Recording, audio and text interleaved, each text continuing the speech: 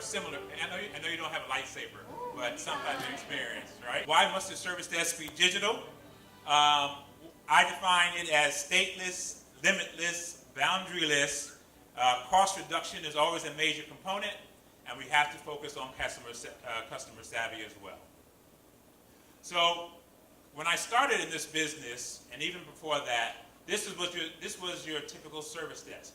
Now, what you guys probably don't see is all of this in the background. What you see is you call IT, you want some help, and you expect someone to either show up at your desk or be able to fix it over the phone right away. Is that correct? Yeah. Right?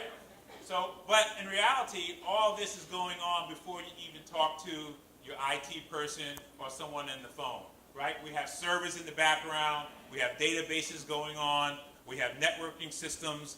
They're creating tickets and alerts or errors where service desk has to handle. And if we don't handle those, you guys get what? Get upset, right? Because we're not fast enough, we're not resolving, the technology is clunky in the way that we use it.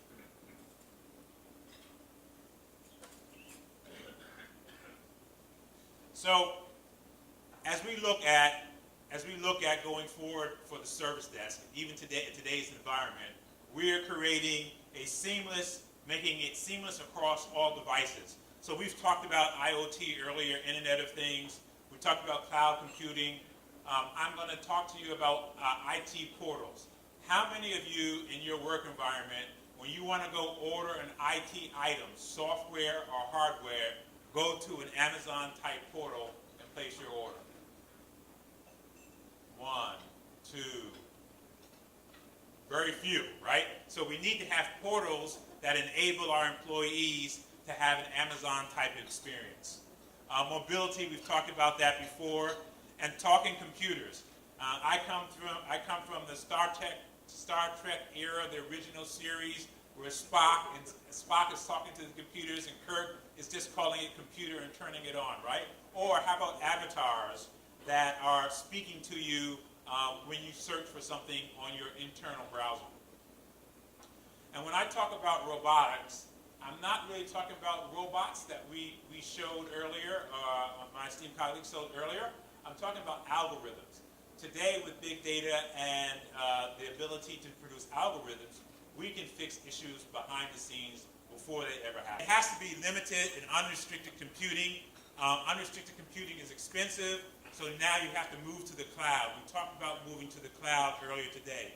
But the beauty of moving to the cloud is that now you can have software as a service, right? And you can do it at a per user, per period of time that some of our folks have talked about.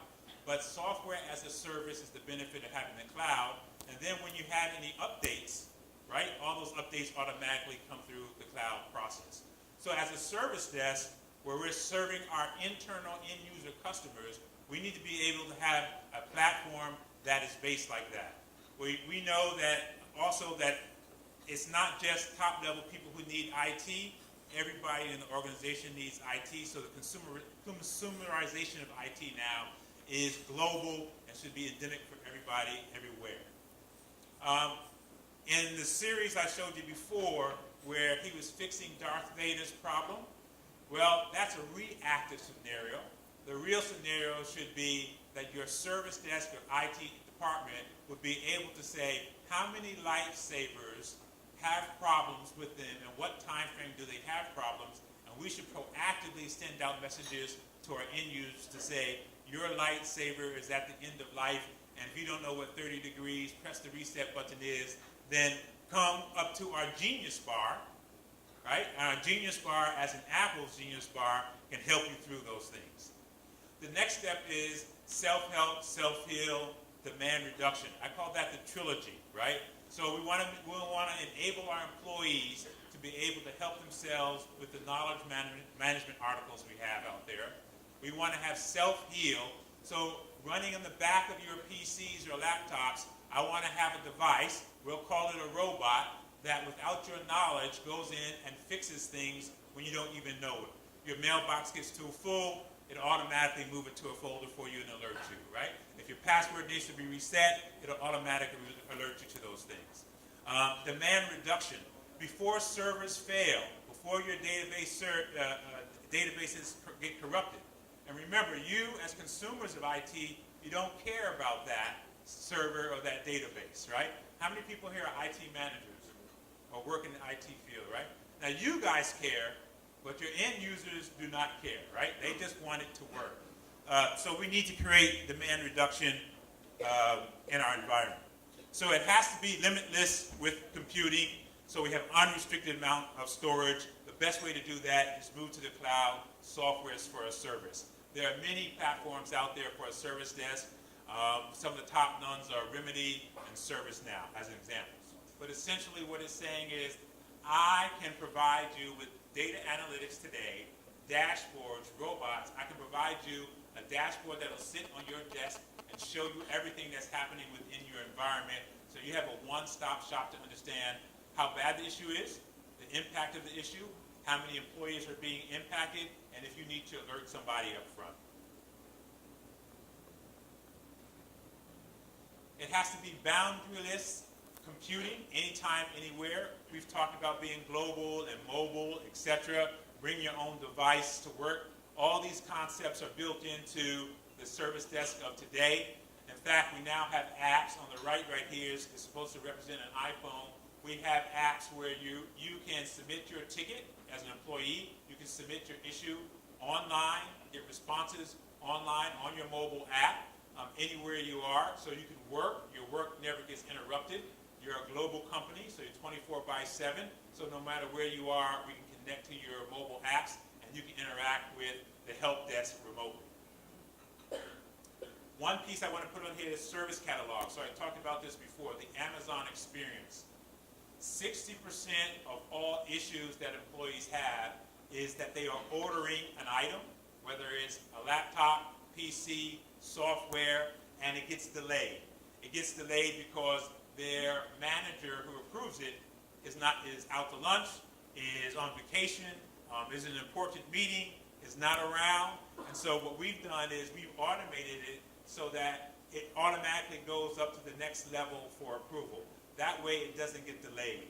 We have times when people, anybody work in the banking business here?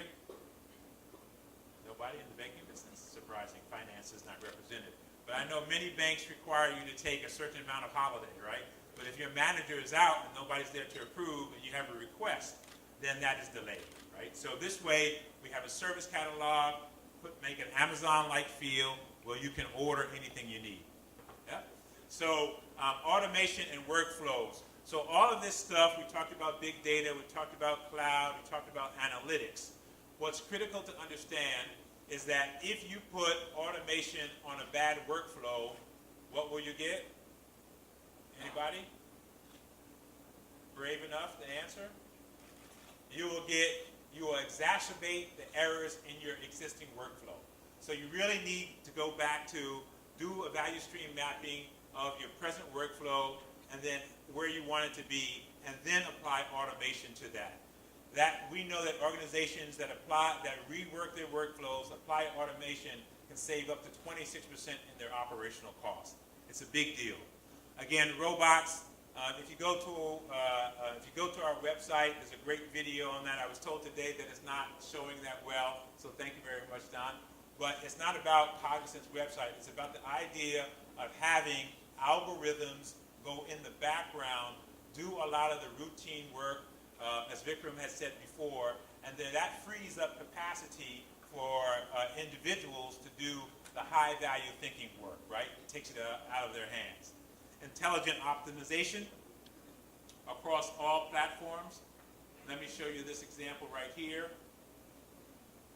This is something that we've created as a real-time dashboard for IT managers. This looks across all your key workflows in your organization. And looking across your workflows, we're able to say, by just sitting at your desk as an IT individual, you're able to say, this item is in red, I need to go fix it. This item is in green, of course, it's working really well. And then you have other items that are in amber status. And it gives you the ability to drill down. Now imagine you not having to pick up the phone and call somebody in some other IT department and say, what's going on? Your key business process workflows are already mapped out, automated. You're getting alerts at your desktop as the executive secretary, as the executive of IT. This is what transformation, again, the four big data, cloud, analytics are allowing us to do.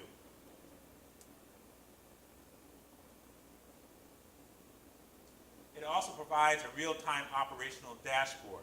So for us who are in the outsourcing business, and this is not, the graphics aren't good on this side, but on the left side right here, what it tells you is how many tickets or how many issues that are occurring in your organization. If I'm able to go to a person who has hired my organization and say, you had 10,000 tickets, and each ticket is $6, that's $60,000 in tickets and cost. If you invest in focusing on enhancing your IT system, we can reduce that operational cost. So this is the type of things that are available today, real time, which in the past were not available for IT organizations. That said, digital transformation, whether you're online or whether you're in person, relationships are still key. It still doesn't make a difference if you don't have a relationship with your end user or your employees, as many of us have said. What I find in the IT space is most often my end users, if they are happy, that's one piece. But what I have is somebody who owns a certain business unit, somebody goes to that person in that business unit and says, I had a bad experience, and then that person goes to the CIO, and the CIO, all he or she hears is, this business unit owner came to them and said, I had a bad experience, right? And so you have to close the gap with your business owners. You have to be on social media and listen to the conversations. A great example of this, is anybody familiar of Zappos? Right? Zappos is an online tourist retail provider, known, legendary for their customer service. They were monitoring their social media channel. One of their customers posted, not necessarily to Zappos, but was conversing with somebody else, said, hey, I have to work 11 hours a day at work. I'm really hungry. I wish I had a pizza. Zappos, who was listening to that conversation, entered and sent him a pizza to his office. Now that is legendary customer experience. Where can we start doing that for our employees? How many of your employees are working more than 8 hours a day, 10 to 12 hours a day? Please raise your hands. Right? Very frequently. If you're listening to their conversations, you're able, especially as a service desk, you're able to provide legendary customer service to them. I talked about Genius Bars before, that's been made famous by Apple, especially in your locations that are significant in manpower. You need to have some type of physical presence so that people can see that and resolve things. Peer-to-peer portals, again, this is talking about self-help with your peers. And a metric that is often not looked at these days in service desk is lost employee time. When a business owner goes to your CIO and says, hey, the system was down, hey, I didn't have a good experience on the phone, what they're really saying is my employee was not able to work. And because my employee was not able to work, I lost productivity, I lost revenue, right? And that's a key driver. You have to learn your business language. Digital immigrants are people who get one cell phone and hold on to it. Digital natives are probably your children that want the newest, latest cell phone every 6 months, right? So we have to prime our organization to be digital transformation. As a service desk or IT managers, we need to be seamless across all our devices. We need to have unrestricted amount of storage, so we need to move to the cloud. We need to be in an anytime, anywhere phase because we're global as a company. Cost reduction, 26% worth of cost reduction if we put in the right type of automation and analysis. And at the end of the day, ladies and gentlemen, it's still about knowing your customers and building relationships. So with that, I hope it's short. Like a woman's bikini, it should be short and something to look at. Hopefully you appreciate the presentation. Thank you so much.